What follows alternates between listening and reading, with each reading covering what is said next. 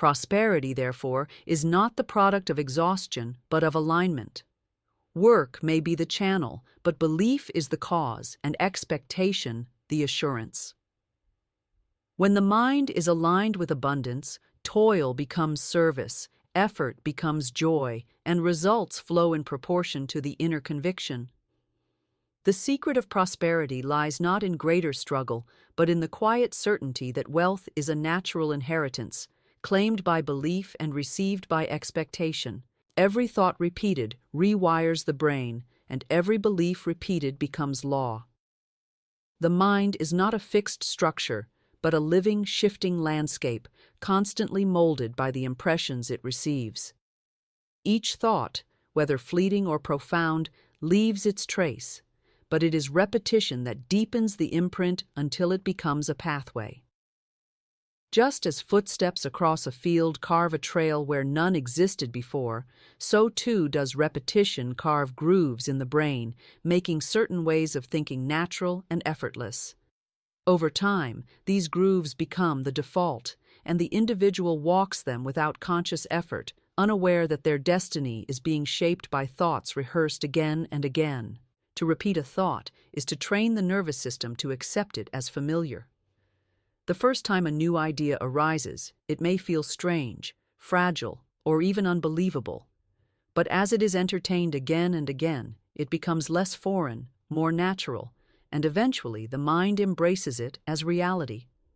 The brain wires itself to recognize, expect, and even seek out conditions that match this repeated thought. This is why affirmations, visualizations, and declarations of abundance are not idle practices, but powerful tools of transformation. They are the deliberate act of rewiring, of carving new trails where old ones once dictated the course of life. Every belief, too, is but a thought repeated until it becomes a law within the self. Beliefs do not descend upon the mind fully formed. They are born of repetition, nurtured by constant attention, until they take on the authority of truth. To believe is to decree, and once decreed, the subconscious mind acts upon it as law. Whether the belief is of wealth or of poverty, of health or of sickness, the brain and body conform to its authority. The outer life reflects it with perfect accuracy, for what is held as law within must express itself without. Consider how easily a child accepts what is repeated. Words spoken daily by parents, teachers, or society become unquestioned truths, shaping identity and expectation. The adult, too, is not immune, for the mind continues to absorb and reinforce whatever is repeated, whether deliberately chosen or carelessly received. Thoughts of lack, rehearsed continually, harden into beliefs of limitation, and those beliefs stand as unchallenged laws until they are rewritten by new repetition. Likewise, thoughts of abundance, insisted upon with persistence, grow into beliefs of prosperity that command life to align with them. The power lies in the fact that the brain cannot resist repetition. It learns by practice, adapts by consistency, and rewires itself to mirror what it encounters most often. Just as a musician becomes fluent through constant rehearsal, so does the thinker become fluent in wealth or lack by the thoughts most often entertained. The subconscious does not discern between truth and falsehood. It accepts whatever is given to it with conviction and frequency. Every repeated belief becomes an instruction, and every instruction becomes law. This is why persistence is the secret to transformation. A single declaration may not break the chains of an old pattern, but repetition wears away resistance, engraving the new truth deeper each day. To say, "I live in abundance," once may pass unnoticed by the mind, but to say it daily with emotion and conviction rewires the very fabric of thought until abundance is no longer a hope but an unquestioned law. When the belief has taken root, life begins to bend in its direction, for the law within always governs the experience without. Every thought repeated rewires the brain, and every belief repeated becomes law.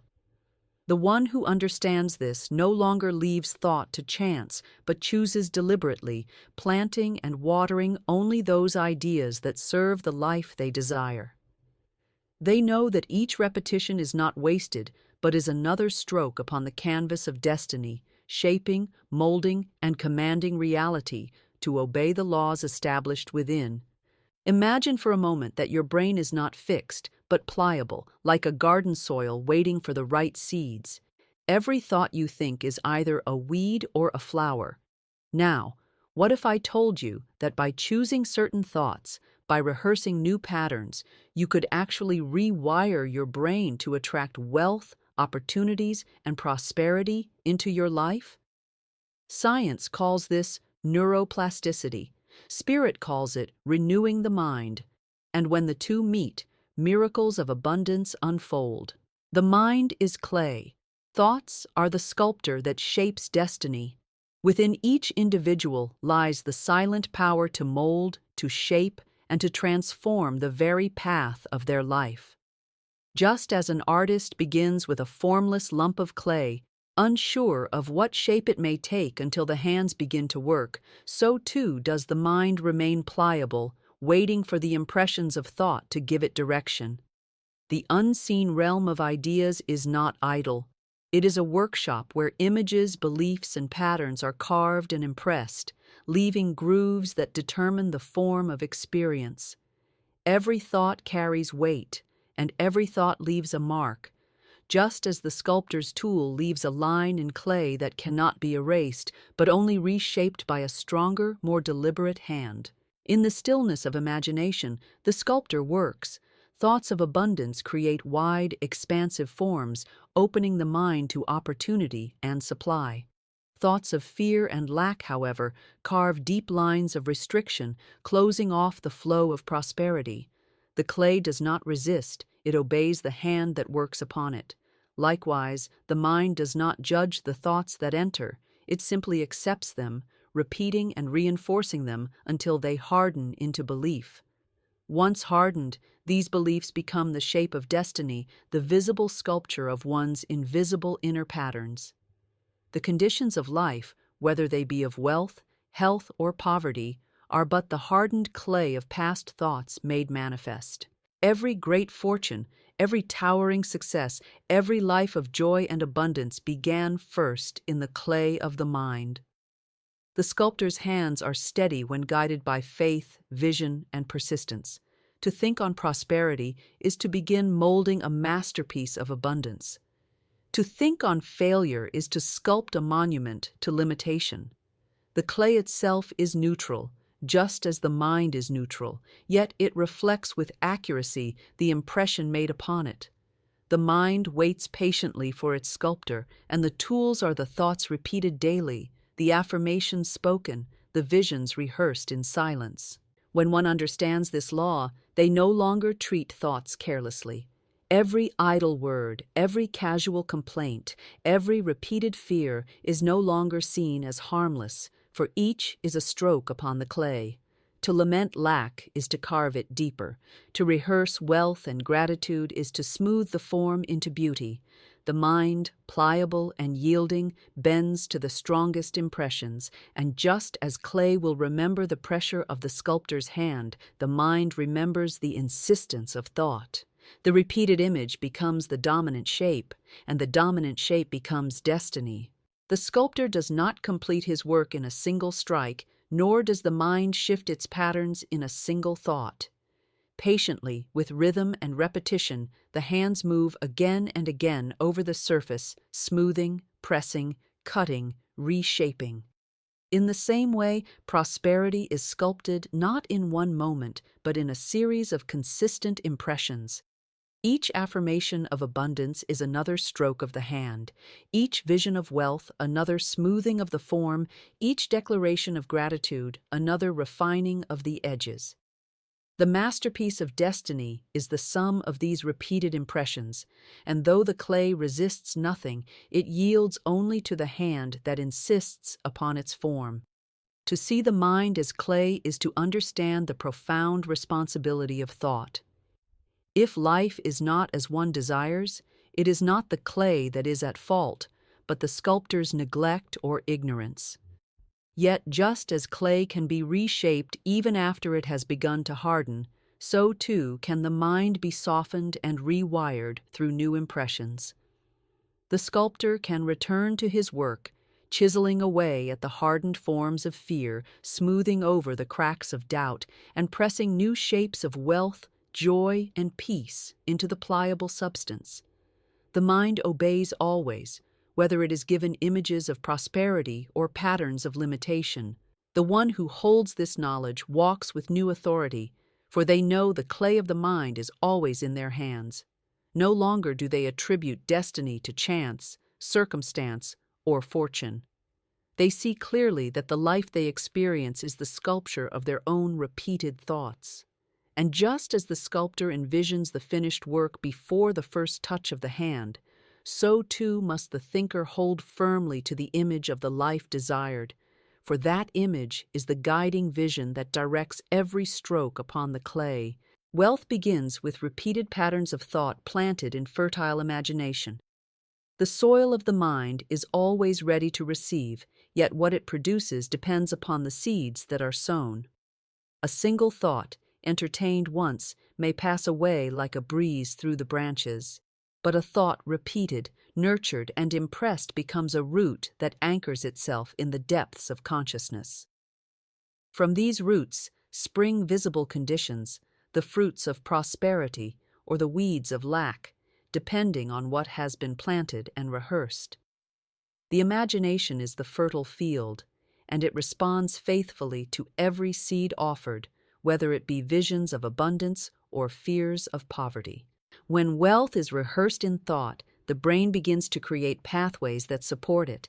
Each repetition strengthens the impression until the mind moves naturally in the direction of prosperity.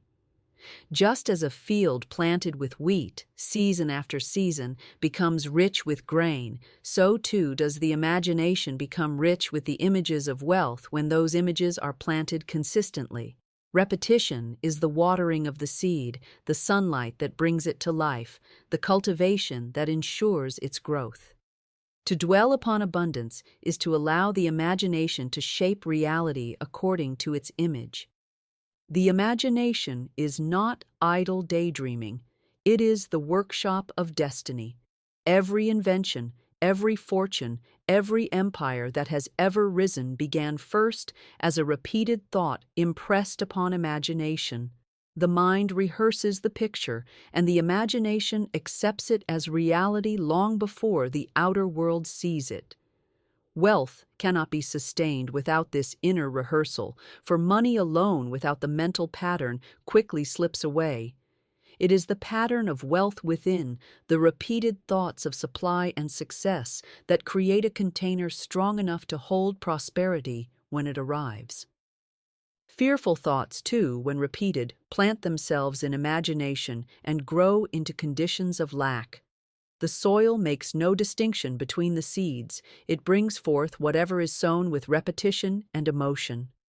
The one who constantly rehearses failure in their mind is training their imagination to expect it, and expectation is the magnet that draws the condition. But when the mind is disciplined to dwell upon prosperity, the imagination becomes saturated with wealth, and the invisible world begins to align to the pattern. It is not the occasional thought of wealth that creates prosperity, but the persistent, repeated pattern. The casual thinker may flirt with the idea of riches, but the one who plants the image daily, waters it with gratitude, and rehearses it with faith is the one who reaps the harvest. Just as no farmer expects a crop from a single scattering of seeds, so too does no thinker create wealth from a passing wish. The fertile imagination requires steady planting, season after season, until the roots are strong and the harvest certain. Gratitude serves as the gentle rain upon these thoughts, nourishing them into fuller expression.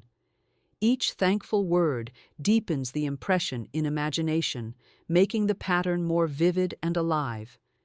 To give thanks in advance for prosperity is to engrave the thought deeper until the subconscious mind accepts it as fact.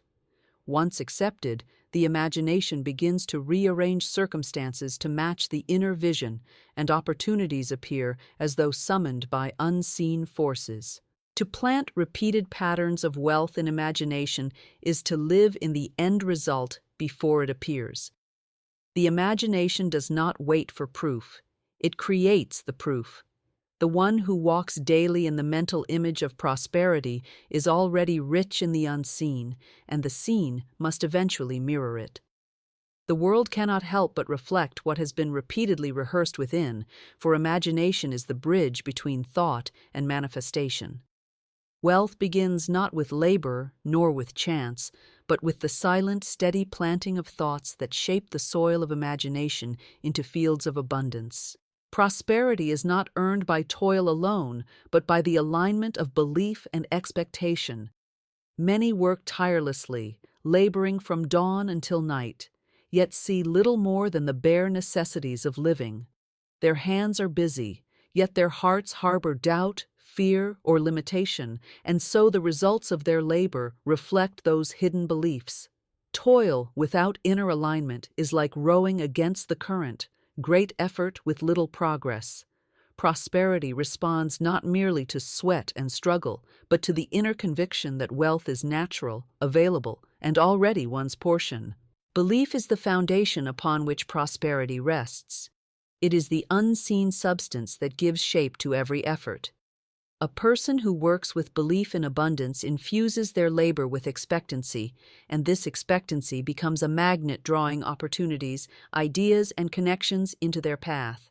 Another who works with doubt may accomplish much outwardly, but sees their results scattered, diminished, or delayed, for their inner alignment resists the very thing they seek. Prosperity is attracted to faith, for faith is the vibration that signals readiness to receive. Expectation is the flowering of belief. To believe in prosperity is to accept it as true. To expect prosperity is to live as though it must arrive.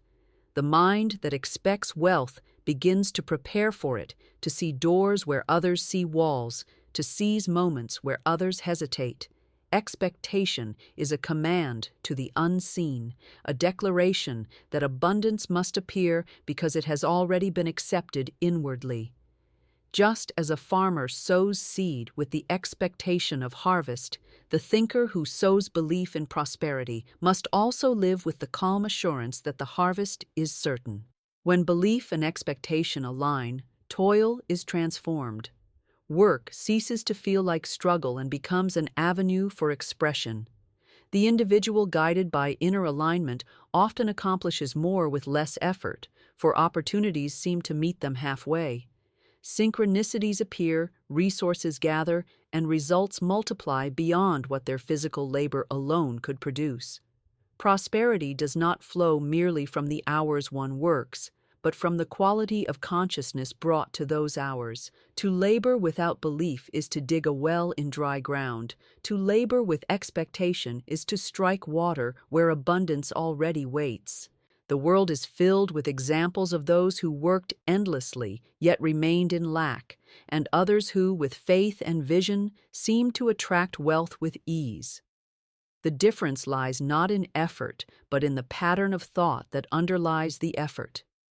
The one who secretly believes in limitation, even while working diligently, unconsciously blocks prosperity from taking root.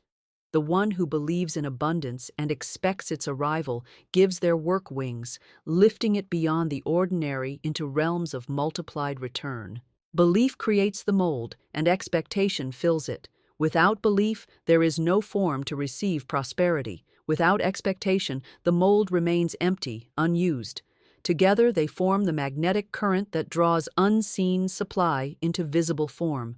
Toiling without them is like planting without watering, but when belief and expectation accompany effort, even the smallest act may yield great increase. Poverty is often just an old pattern rehearsed too long, while wealth is a new pattern insisted upon. The conditions people face in life are not always the result of chance or misfortune, but the outpicturing of thoughts and beliefs that have been repeated until they have hardened into habit. Poverty is not always a lack of resources, but often the consequence of rehearsed thoughts of limitation, fear, and insufficiency. These thoughts, once rehearsed long enough, weave themselves into the fabric of the subconscious mind, and the individual begins to act, choose, and perceive in harmony with them. The outer lack merely reflects the inner rehearsal that has been performed faithfully over time. The mind does not resist what it is taught to repeat. If one continually rehearses thoughts such as, there is never enough, or life is hard, or money is scarce, the brain wires itself to expect these conditions, and life answers with opportunities that prove them true. The pattern of poverty becomes familiar, and familiarity breeds acceptance. It is not that abundance is withheld, but that the eyes no longer see it, the hands no longer reach for it, and the heart no longer believes in it. The old pattern has become so deeply carved that it feels like reality itself, when in truth it is only the echo of repeated thoughts. Wealth, on the other hand, is a new pattern insisted upon. It does not arrive by chance, but by deliberate cultivation. The mind that has rehearsed lack must be taught patiently and persistently to rehearse abundance. This begins with small thoughts, repeated daily, that plant new seeds in the soil of imagination. There is always enough for me. I live in a world of supply. Opportunities come to me freely. Such thoughts, though fragile at first, grow stronger with insistence. Each repetition weakens the old pattern and strengthens the new until wealth begins to feel as natural as lack once did. The key is insistence. Poverty is rarely broken by a single declaration, for the grooves of thought are often deep and old. But persistence reshapes the clay of the mind, carving new channels through which abundance may flow. To insist upon wealth is not to deny reality, but to choose a higher truth, to affirm daily that prosperity is the natural state and to rehearse it until the subconscious mind accepts it.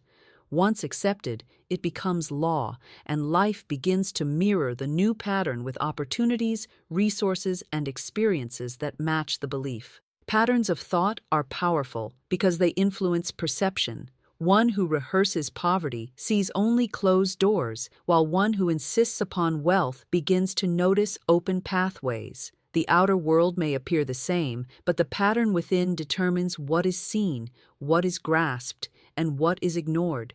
Thus, wealth is not always about gaining something new, but about perceiving what was always available. The new pattern, insisted upon, shifts the lens of the mind until abundance reveals itself where once only lack was visible. Rehearsed patterns also affect behavior. A person who has rehearsed poverty too long may hesitate to take risks, avoid opportunities, or undervalue their own abilities. These behaviors reinforce lack, proving the old pattern correct. Yet, when the pattern of wealth is rehearsed, confidence grows, actions align with prosperity, and choices begin to attract abundance. The mind that insists on wealth acts as though it is worthy of it, and such actions naturally draw it forth. Poverty and wealth are not merely conditions, but rehearsals. Poverty is the performance of old lines spoken too long, while wealth is a new script learned with persistence and conviction. The actor who repeats the old role plays it well, but the one who chooses a new role and rehearses it daily eventually embodies it until it becomes second nature. Life, like a stage, reflects the role rehearsed, and the role insisted upon becomes the destiny lived. The subconscious accepts what you impress upon it with conviction and emotion. It does not question, argue, or reason. It simply absorbs and obeys whatever is repeated with feeling. Unlike the conscious mind, which analyzes and debates, the subconscious is the fertile soil that receives every seed without resistance. What is planted there grows, whether it be the seed of prosperity or the seed of lack, for the soil makes no distinction. The difference lies in the intensity of conviction and the power of emotion with which the seed is impressed, for these are the forces that drive ideas deep enough to take root. When one declares a truth with cold indifference, the subconscious receives little impact, but when that same truth is spoken with burning conviction and heartfelt emotion, it is driven into the depths of mind like a stake in the ground. The subconscious cannot deny the sincerity of feeling. It responds as though the imagined condition were already real, setting into motion the processes that align life with the inner command.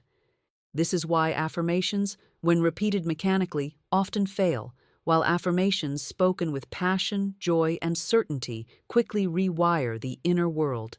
Emotion is the fire that forges belief, and conviction is the hammer that drives it home.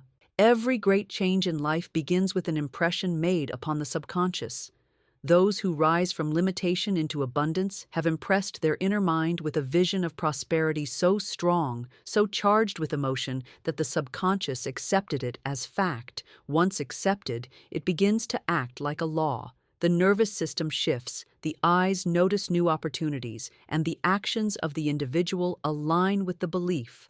What was once a distant hope becomes a natural unfolding, for the subconscious governs not only thought but also behavior, instinct, and attraction. The subconscious is the seat of habit. Habits of wealth, confidence, and abundance are not born in the conscious will but in the impressions left upon the deeper mind. To change a habit is not to wrestle with it on the surface, but to impress the subconscious with a new pattern, charged with enough conviction and emotion to override the old. The man or woman who once believed in lack can, through repeated impressions of abundance, spoken with faith and felt with emotion, train the subconscious to adopt a new law. That new law then governs behavior until wealth is pursued, expected, and received as naturally as lack once was. This is why visualization is so powerful when it is practiced with feeling. To see oneself rich, healthy, or free, while engaging the emotion of already possessing it, impresses the subconscious more strongly than mere words alone. The image, when charged with emotion, becomes a living reality within, and the subconscious accepts it as truth. It does not wait for outer evidence, but acts as though the inner vision is already fact, aligning circumstances to reflect it outwardly. Conviction in thought is the command. Emotion in imagination is the seal that ensures it is received. The subconscious is impartial. It does not discern whether the impression is beneficial or destructive. It only accepts what is repeated with enough force of belief. One who constantly impresses fear, worry, and failure upon the subconscious will live under the law of those impressions, for the deeper mind has accepted them as reality. Another, who impresses abundance, joy, and faith with equal conviction, will live under those laws instead.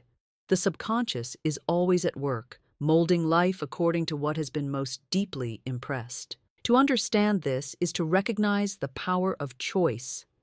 Thoughts may arise freely, but the impressions that reach the subconscious are determined by what is chosen, repeated, and charged with emotion.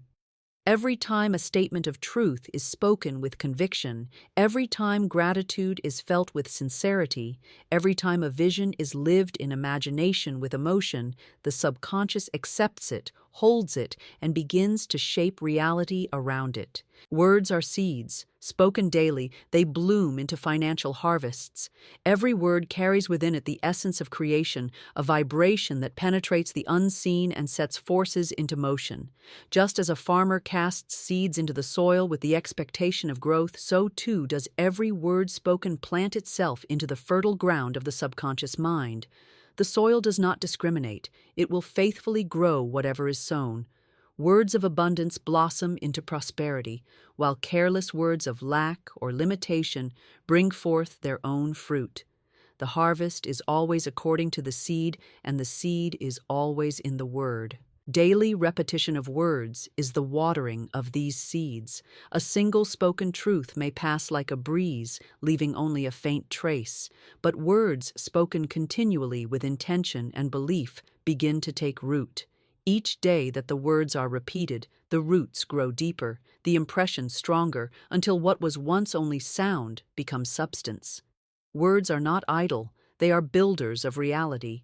The subconscious, like fertile soil, cannot resist them when they are spoken with conviction. Over time, the invisible becomes visible, and the whispered word becomes the lived condition. Prosperity begins in speech, for the tongue directs the course of life. Those who speak often of shortage, struggle, and difficulty are planting seeds of scarcity, and the soil will faithfully return the harvest of their words.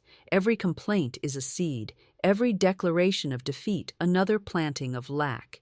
Yet the same law applies when the words are filled with abundance. To declare daily, "I live in a world of supply," or "money comes to me freely and easily," is to sow seeds of wealth into the subconscious. In due time, those seeds sprout into opportunities, connections, and conditions that mirror the words spoken. Emotion acts as sunlight to these seeds, energizing them into growth. A word spoken without feeling may lie dormant, but a word charged with gratitude, joy, or certainty awakens the soil and speeds the harvest. When prosperity is affirmed with genuine enthusiasm, the subconscious receives it with power, as though it were already a fact. The daily repetition of words is important, but the spirit with which they are spoken determines their vitality. Seeds planted in dry ground may wither, but seeds watered with emotion thrive. The harvest of words does not come instantly, for seeds require time to sprout, grow, and bear fruit. Many abandon their affirmations too soon, expecting immediate results, not realizing that each word spoken was already building unseen roots. Just as a farmer does not dig up the seed each day to check its progress, the wise thinker continues to speak words of abundance daily, trusting the soil of the subconscious to do its work. Persistence ensures the harvest, for no seed planted faithfully and watered with belief can remain barren. The principle is impartial. It works for every individual, regardless of age, circumstance, or background. Life yields according to the words spoken most consistently. One person may rise into wealth simply because they habitually speak of opportunity, gratitude, and prosperity, while another may remain in lack because their daily speech is filled with complaint, fear, and doubt. The law is unchanging. Words are seeds, and the harvest is always in proportion to what is spoken. To understand the creative power of words is to handle them with reverence. Speech becomes more than sound. It becomes the act of planting destiny. Words spoken today are tomorrow's reality, for the harvest cannot be separated from the seed. Those who desire financial increase must therefore sow words of increase, speaking them daily with faith, conviction, and joy, knowing that each word is a seed destined to bloom into a harvest of abundance. Gratitude trains the brain to expect abundance and so magnetizes it. The practice of gratitude is more than polite acknowledgement or fleeting courtesy. It is a mental discipline that rewires thought patterns and shifts perception from lack to supply. When the mind is filled with thanksgiving, it begins to notice blessings where it once overlooked them, opportunities where it once saw obstacles, and provision where it once perceived scarcity. Gratitude becomes the tuning fork that sets the brain's frequency to abundance, and once that frequency is established, life begins to resonate with it, drawing to the individual more of what they continually give thanks for. The brain is shaped by repetition, and gratitude is among the most powerful repetitions of all. Each time one expresses thanks, whether for something small already received or something desired as though it were present, the neural pathways of abundance are strengthened. Over time, the brain learns to expect good, to anticipate supply, and to prepare for blessings as if they were inevitable. Just as worry prepares the mind for disappointment, gratitude prepares it for prosperity. The subconscious, impressed by repeated thanksgiving, comes to accept abundance as the natural state of life, and this expectation becomes a magnet drawing outward conditions into alignment. Gratitude is not passive but generative. It multiplies whatever it touches. When one gives thanks for money, opportunities, or resources, no matter how small, they set in motion the law of increase. The mind begins to magnify the presence of supply rather than the absence of it, and what is magnified within expands without. A grateful thought is never wasted. It fertilizes the soil of imagination, allowing seeds of prosperity to take deeper root and bear richer fruit. Where complaint diminishes and withers, gratitude multiplies and nourishes. This magnetic quality of gratitude is not mystical fancy, but a natural law of perception and attraction. The brain, trained by gratitude, becomes attentive to abundance in all its forms. It begins to notice opportunities others miss, to recognize doors others overlook, and to respond with confidence where others hesitate. Gratitude sharpens vision, attunes the mind to prosperity, and guides the individual to act in ways that invite increase. The grateful person does not merely sit in expectation. Their magnetized state leads them to decisions, conversations, and actions that align with the wealth they already anticipate. Even in times of apparent lack, gratitude is the key that opens the way to abundance. To give thanks before the evidence appears is to declare faith in the unseen supply. The subconscious accepts this gratitude as proof of possession, and once accepted, it sets about rearranging circumstances to match. Gratitude in advance is the most powerful magnet, for it insists upon the reality of abundance before the world has caught up. In this way, gratitude becomes both the cause and the effect of prosperity, at once training the brain to expect and magnetizing life to deliver.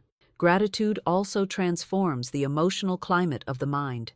Where fear and worry constrict, gratitude expands. It produces feelings of joy, peace, and assurance, which are themselves magnets for prosperity.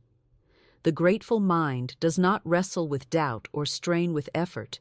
It rests in the quiet confidence that abundance is already present, and this calm expectation draws supply like a lodestone draws iron. Emotion fuels magnetism, and gratitude is one of the most powerful emotions for drawing abundance. To live in gratitude is to live in harmony with the law of supply. It is to declare daily that life is abundant, that opportunities are plentiful, and that wealth flows freely. The more one practices it, the more the brain is trained to see abundance everywhere, and the more abundance gathers in response. Gratitude does not wait for the harvest to appear. It gives thanks for the seed already sown and trusts that the harvest is on its way. In doing so, it magnetizes the unseen into the seen, drawing prosperity with irresistible force. The unseen blueprint in the mind precedes every visible fortune. Nothing that exists in the outer world comes into being without first taking shape in the inner world. A house is built only after the architect has drafted its plan. A garden blooms only after the seeds have been imagined and chosen, and a fortune manifests only after the mind has rehearsed its pattern in silence. The visible is always the echo of the invisible, the outer structure a faithful reflection of the inner design. Those who understand this truth cease to chase fortune outside themselves and instead turn inward to construct the mental blueprint that life must later obey.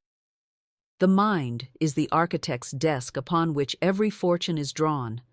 Ideas, images, and beliefs serve as the lines and measurements, silently sketching the structure of wealth long before the first stone is laid.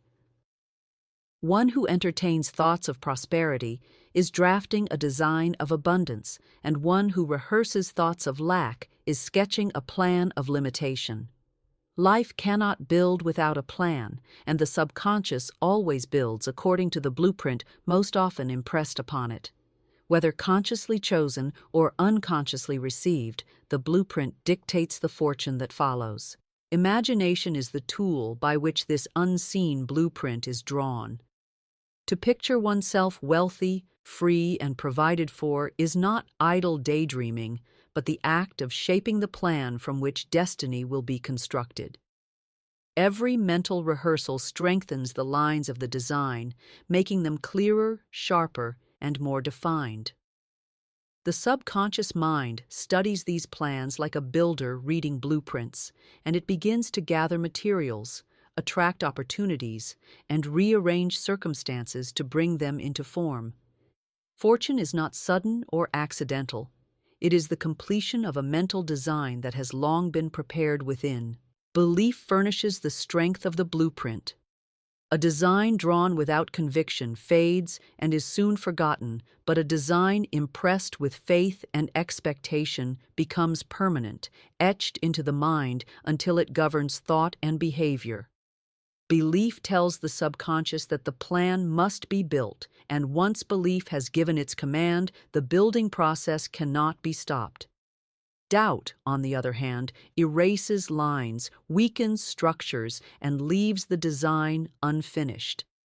This is why persistent faith is essential, for it keeps the inner blueprint intact until the outer fortune stands complete. Every fortune in history can be traced back to the unseen design in the mind of its creator. The business that grew into an empire began as a vision rehearsed in silence. The invention that changed lives began as an image carried faithfully in imagination. The fortune that transformed generations began as a blueprint of wealth drawn upon the inner canvas. The outer success is only the shadow. The true creation took place in the invisible realm of thought long before the world recognized it.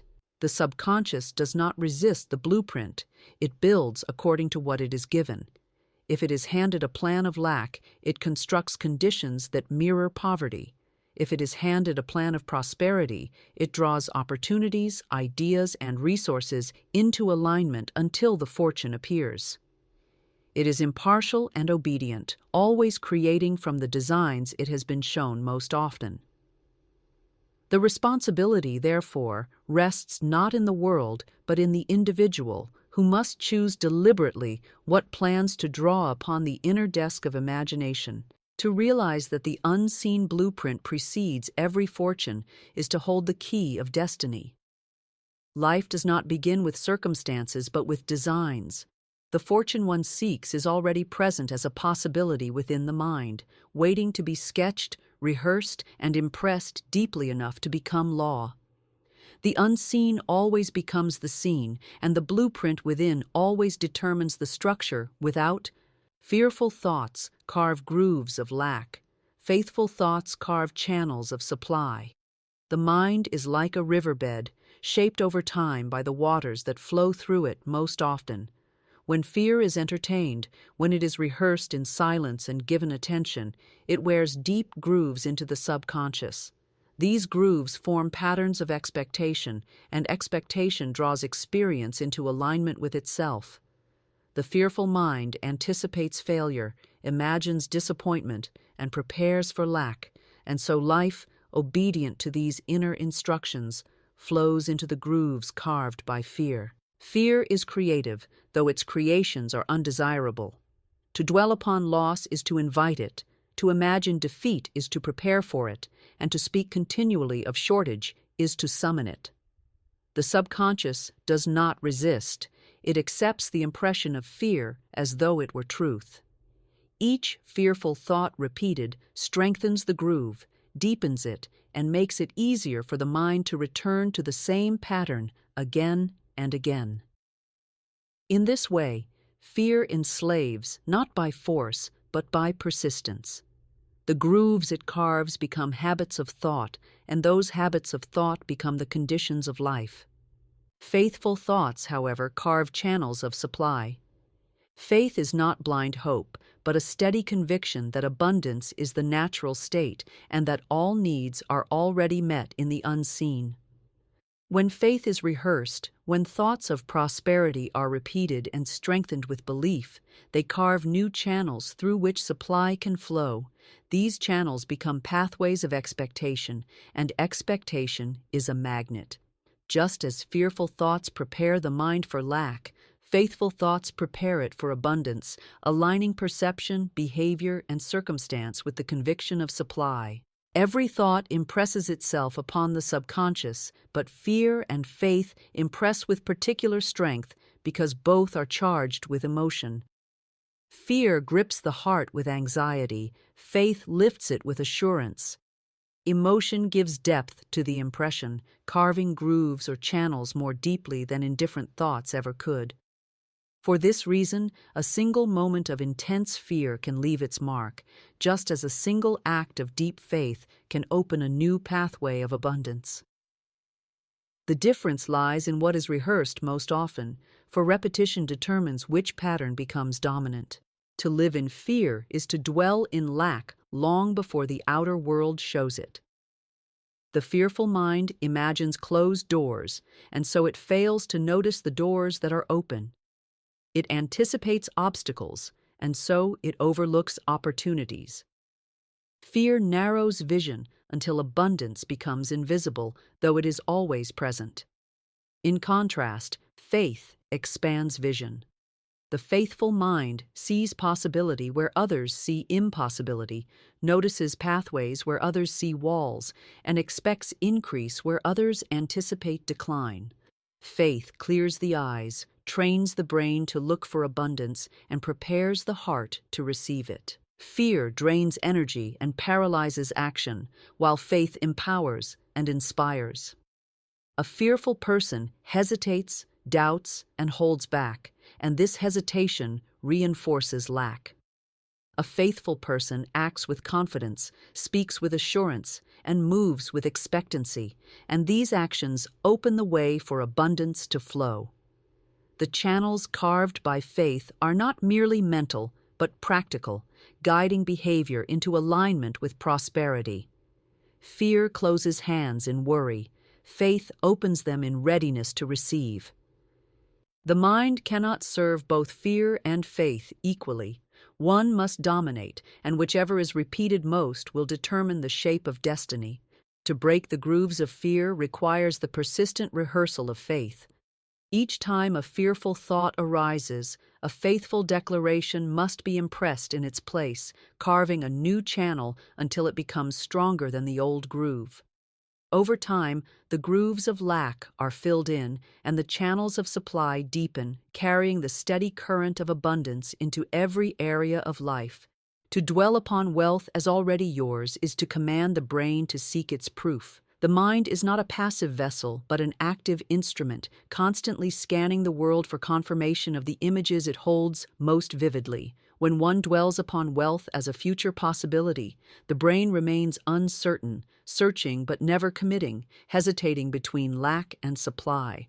But when wealth is contemplated as a present possession, already owned in the unseen, the brain receives a direct command to find, create, and align with the evidence that matches this inner conviction.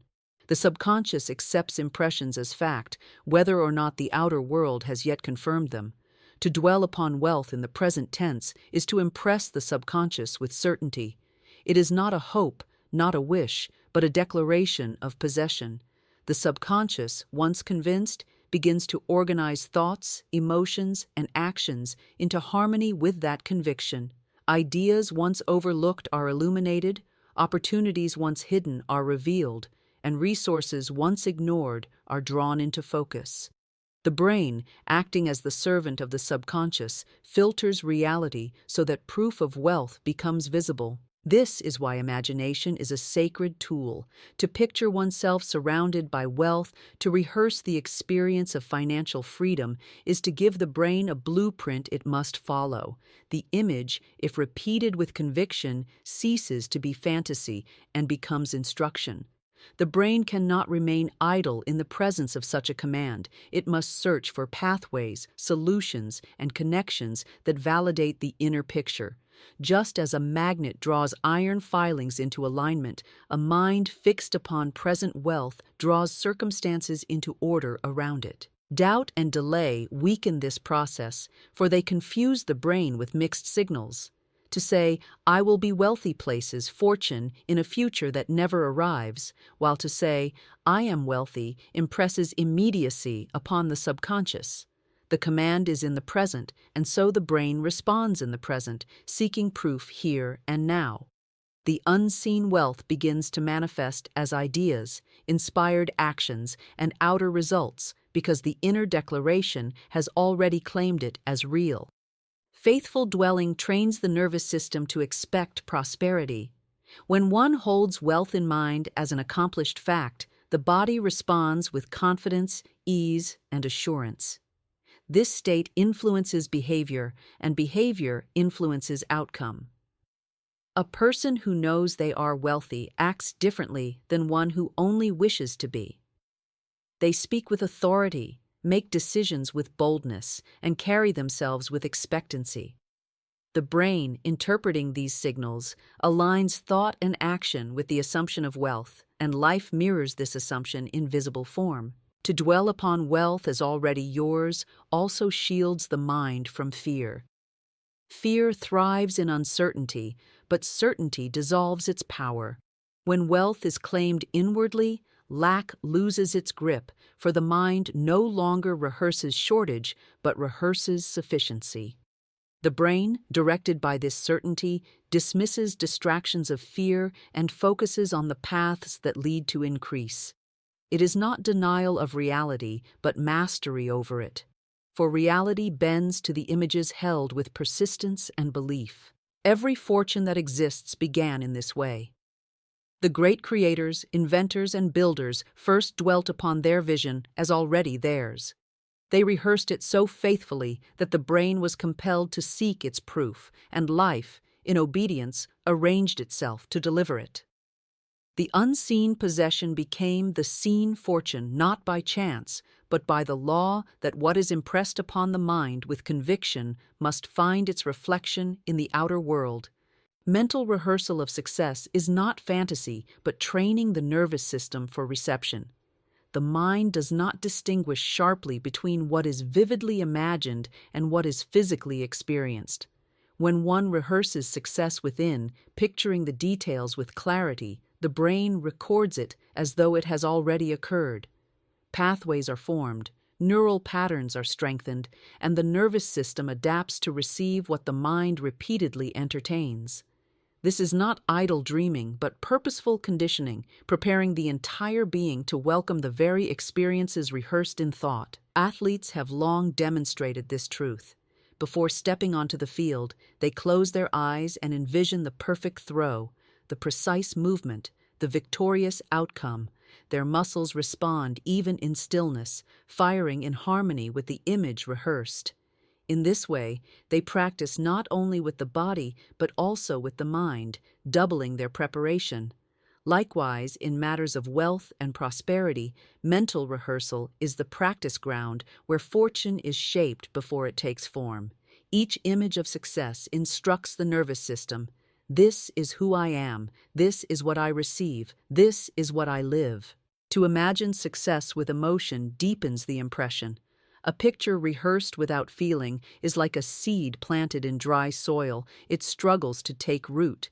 But when the vision is charged with the joy, gratitude, and assurance of fulfillment, the subconscious embraces it as reality. The nervous system then adjusts, calming fear, erasing hesitation, and preparing the body to move confidently into alignment with the inner rehearsal.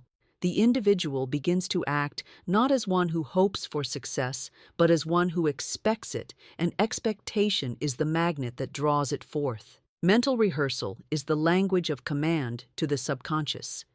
Each time success is pictured, spoken, and felt, it is as though the mind is giving orders to the unseen forces of life. The subconscious receives these instructions and begins to reorganize perception and behavior accordingly. Opportunities once invisible come into focus, ideas once forgotten rise again, and doors once closed swing open. The nervous system, trained to dwell in the state of success, no longer resists but welcomes the arrival of what has already been lived inwardly. This process also dissolves fear of the unknown. When success is mentally rehearsed, the mind is no longer surprised by its arrival. The pathways are familiar, the experience is known, and the nervous system has already walked the ground of victory many times. Fear thrives on unfamiliarity, but rehearsal replaces strangeness with certainty. When the actual event arrives, it feels like stepping into a story already told, a role already played. This removes hesitation and replaces it with calm readiness, as though success were the most natural condition. The one who practices mental rehearsal trains the mind to remain steadfast in prosperity even when outer evidence lags behind. To the world, this may appear as fantasy, but within, it is discipline. Just as a musician rehearses before a performance or a craftsman sketches before he builds, so does the prosperous rehearse wealth before it appears. The imagination becomes the workshop of fortune, and repetition turns visions into blueprints. The nervous system, shaped by these inner rehearsals, becomes the instrument through which the unseen is made seen. Mental rehearsal is therefore not escape but mastery. It does not deny present conditions, but transforms them by planting a stronger reality within. Each repeated vision strengthens the channels of faith and weakens the grooves of doubt. Over time, the nervous system grows accustomed to wealth, success, and abundance as though they were long-time companions. And when life delivers them in visible form, the mind and body simply receive them as the fulfillment of what has already been lived again and again in the inner world. Prosperity flows to the one who is inwardly ready to receive it. Life does not withhold wealth out of cruelty or favor one individual over another. It simply responds to the readiness of the soul, the alignment of the mind, and the expectancy of the heart. Many labor tirelessly, yet find little increase because their inner state is not prepared for reception. Others, with less effort but greater alignment, seem to draw prosperity with ease, for they have cultivated the soil of their inner world to welcome abundance. Readiness is not found in desperation or anxious striving. It is found in calm assurance, in the inner knowing that wealth belongs to one as naturally as sunlight belongs to the day. To be inwardly ready is to remove resistance, fear of lack, unworthiness, or doubt, and to open wide the gates of acceptance. Prosperity cannot flow into a vessel filled with contradiction. It pours where there is space, faith, and expectancy. The one who prepares inwardly has already received in consciousness, and life must then follow with outer form. This readiness is built in thought. The mind rehearses lack until it becomes habitual, and in the same way, it can rehearse abundance until it becomes natural. When one begins to think of prosperity not as a distant prize, but as a present inheritance, the heart grows familiar with its presence. Familiarity removes fear, and fear is the chief barrier to receiving. By dwelling daily on images of sufficiency, security, and joy, the subconscious becomes convinced, and once convinced, it organizes life around that conviction. To be inwardly ready also requires harmony of belief and desire. Many desire wealth, but secretly believe they do not deserve it or that it is scarce and hard to obtain. These hidden beliefs choke the flow of prosperity, like weeds entangling a seedling. To prepare for reception, belief must align with desire. One must know deeply that abundance is plentiful, that wealth is natural, and that nothing stands between the soul and its supply but old patterns of thought. When belief and desire move together, the door to prosperity swings wide. Gratitude is another mark of readiness. The one who gives thanks for present blessings, however small, demonstrates trust in the continual flow of life. Gratitude tells the universe, "I am already rich," and prosperity answers by adding more. This state of thankfulness lifts the mind above lack and tunes it to abundance.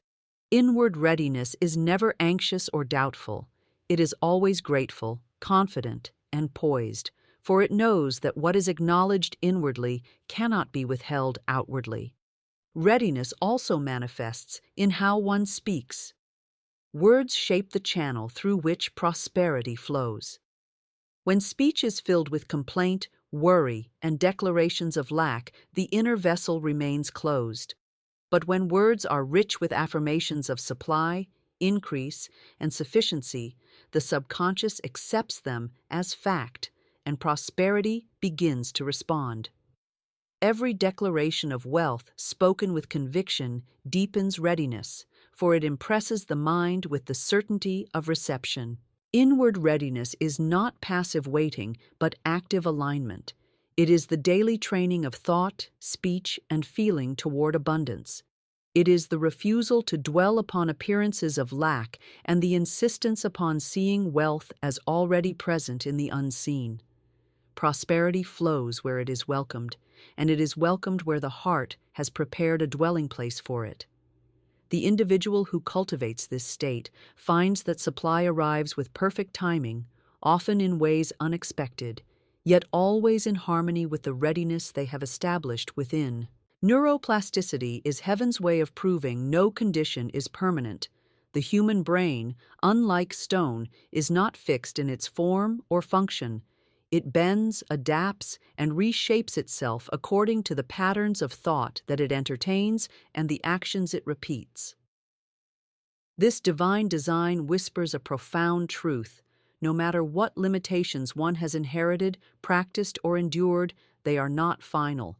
The grooves of fear, lack, and defeat can be rewritten into pathways of faith, prosperity, and triumph. Every experience, every thought, and every emotion leaves its imprint on the brain. Like rivers cutting channels into the earth, repetition carves grooves into the nervous system.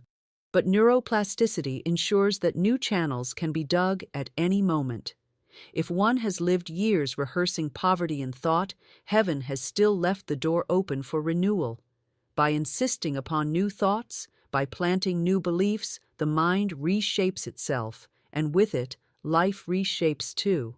What appears permanent is only practiced too long, and what is practiced anew becomes the new reality. This truth overturns despair. Many accept conditions as fate, believing that their past dictates their future, that struggle must continue because it has always been so. Yet neuroplasticity declares otherwise. The past is not a prison, for the brain is always writing its own script. It responds to the images held in the imagination, the words spoken with conviction, and the feelings embraced with persistence. Heaven's mercy lies in this gift, the ability to begin again in thought and thus begin again in life. When one understands this, every limitation becomes a temporary shadow rather than an eternal chain. Poverty is not a curse passed from generation to generation, but a thought pattern repeated until it feels normal. Fear is not an unchangeable trait, but a reflex rehearsed until it becomes habit. Even the scars of failure are not final marks, but grooves that can be smoothed and replaced with pathways of confidence and success. Neuroplasticity proves that no matter how long the mind has wandered in lack, it can be trained to walk in abundance. The secret lies in repetition with feeling. A single new thought may spark hope, but only repeated thoughts engrave themselves into the brain. When prosperity is pictured daily, spoken of as present, and felt with gratitude, the subconscious accepts it as fact. Neural pathways reorganize, and what was once strange becomes familiar. Soon opportunities are noticed where none seem to exist, and choices are made with greater courage, because the mind has been rewired to expect increase rather than loss. This divine gift also explains why affirmations, prayer, and meditation hold such power. They are not idle rituals, but instruments for reshaping the brain. Each declaration of faith, each moment of stillness, each image of wealth impressed upon the imagination lays another stone in the pathway of abundance. Over time, the old roads of lack grow over, unused and forgotten, while the new roads of prosperity become the natural routes of thought and action. Heaven has built into the very structure of the mind a law of renewal, ensuring that no condition can bind forever. Even the body responds to this renewal. Science shows that thought alone can strengthen muscles, heal wounds, and calm the heart, for the nervous system takes its orders from the images rehearsed within. If the body can be changed by the mind, how much more can the conditions of wealth, opportunity, and success be transformed by the same power? Neuroplasticity is the testimony that limitation is never final, that destiny is pliable clay shaped by thought. It is heaven's reminder that at any moment a new story can be written and a new fortune received. To persist in affirming abundance is to rewire fate until wealth must obey. Fate is not a cold decree written in stone, but a living script, constantly revised by the thoughts and words impressed upon the subconscious mind. Each affirmation of abundance is a stroke of the pen that edits destiny, replacing old lines of lack with new lines of prosperity. The brain, designed with the divine gift of neuroplasticity, cannot resist repeated suggestion. It bends to what is spoken with conviction, and life, in turn, bends to the new wiring of the mind. When a person declares, "I am prosperous, I am supplied, I live in abundance," the first whisper may sound hollow, for it seems to contradict visible facts, yet repetition gives power. The subconscious does not argue with appearances, it absorbs whatever is affirmed with consistency and emotion. Day by day, the repetition of truth engraves new grooves into thought. Old patterns of fear lose their grip, while new pathways of expectancy strengthen. Eventually, what once felt like imagination becomes instinct, and instinct guides action toward opportunity. Persistence is the key. A single affirmation is a spark, but persistence is the flame that warms the subconscious until it accepts the suggestion as law. Many give up too soon, declaring wealth for a few days while still doubting in secret. But the subconscious only yields to that which is impressed again and again, as water carves canyons through rock by steady flow. To persist is to refuse to let temporary appearances dictate belief. It is to hold fast to the truth of abundance until the unseen becomes seen. Every affirmation of abundance is more than a phrase. It is a command to the nervous system, a signal to the brain to prepare for wealth. Repeated long enough, the mind begins to expect prosperity as naturally as it once expected struggle. And expectation is magnetic. Life organizes itself around what the mind insists upon. Doors open where none were visible. Solutions appear where problems once reigned, and people, resources, and opportunities gather as if summoned by invisible decree. Wealth must obey the one who has rewritten fate with unwavering affirmation. This persistence reshapes not only thought, but also action. The individual who affirms abundance ceaselessly begins to walk, speak, and decide differently. Fear-driven hesitation dissolves, replaced by faith-driven courage. Where once they saw lack and retreated, they now see potential and advance. Such choices, born from an inward rewiring, create new results in the outer world. Thus, affirmation is not wishful thinking, but a force that retrains the entire being to live as though wealth is already theirs, and in that living, wealth arrives. Even resistance becomes fuel when persistence is applied. Doubts, setbacks, or delays may rise, but each affirmation repeated in the face of contradiction strengthens faith. The subconscious is moved not by intensity alone, but by consistency. To persist daily, morning and night, is to water the seed until it grows, no matter how barren the soil once seemed. In time, the harvest cannot be denied, for the law of mind is faithful. What is impressed within must express without. Affirmations are the chisels of destiny, and persistence is the hand that never stops sculpting. To affirm abundance with steadfastness is to command the universe with a voice that will not be silenced. Wealth cannot resist such certainty, for it flows where channels are carved, and persistence is the tool that carves deepest. Fate itself bends to the will that refuses to speak lack and insists upon abundance. By holding to affirmations with endurance, one rewires the brain, reprograms belief, and reshapes the story of life until wealth must appear as obedient servant to the master who persisted. The laws of mind are eternal, yet pliable in the hands of those who dare to use them. Thoughts carve the channels through which life must flow, and words, spoken with faith, plant the seeds of tomorrow's harvest. The brain, ever adaptable, rewires itself to the patterns it is fed, proving that no condition is final and no destiny sealed. Poverty is but an old song repeated, while prosperity is the melody of a new refrain, sung until it becomes law. Gratitude tunes the mind to abundance, faith banishes the grooves of lack, and affirmation chisels a new fortune into the substance of life. To dwell upon wealth as already yours is not fantasy, but the command that reshapes the unseen blueprint into visible supply. Neuroplasticity itself is heaven's reminder that renewal is always possible, that fate can be rewritten, and that fortune obeys the persistent voice of belief.